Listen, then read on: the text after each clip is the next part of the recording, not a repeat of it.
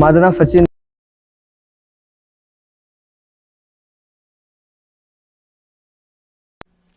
बातमी राजकीय वर्तुळातली. मुंबईमध्ये पार्थ पवार आणि सुनील तटकरे यांच्यामध्ये बैठक झाली.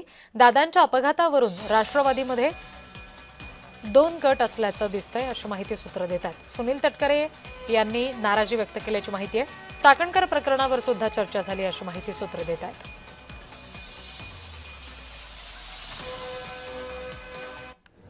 आज या संदर्भामध्ये पक्षाचे प्रवक्ते सरचिटणीस सूरज चव्हाण यांनी अत्यंत व्यवस्थितरित्या खुलासा केलेला आहे. त्याच्यामुळे या विषयावरती अधिक काय माझ्याकडे बोलण्यासारखं नाही. त्यांनी माहितीसह कागदपत्रासह सह्यांसह जे दाखल झालेलं आहे त्याच्याबद्दलची माहिती आपल्याला दिलेली आहे. या विषयावरती योग्य वेळी योग्य वेळेला मी पूर्णपणाचं बोलेन. अजितदादांनी ज्याला पाठीत लाथ घालून हाकलून दिलं होतं पदावरून, त्या व्यक्तीने आज पत्रकार परिषद घेऊन रोहित दादांच्यावर काहीतरी आरोप केला. खरं तर सुनील तटकरेंनी समोर येऊन बोलायला पाहिजे. असे चिट्टे पिट्टे लोकांना सुनील तटकरेंनी पुढं पाठवून पक्षाची इज्जत घालू नका. तटकरे साहेब, तुमच्याकडे उत्तर नाहीत असं एकदा जाहीर तरी करा.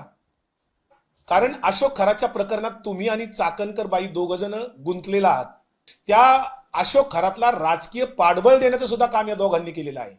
आणि म्हणून सुनील तटकरेंनी एका बाजूला पक्ष ताब्यात घेण्याचा प्रयत्न प्रफुल्ल पटेल यांनी दोघांनी केला. या संदर्भात रोहितदादा पवार यांनी मागच्या आठवड्यामध्ये जे काही पुरावे समोर आणले, हे पुरावे सुनील तटकरे, प्रफुल्ल पटेल तुम्ही दोघांनी समोर येऊन चिडचिड न करता खरं तर त्याचं खंडन पुराव्यानेशी करायला पाहिजे.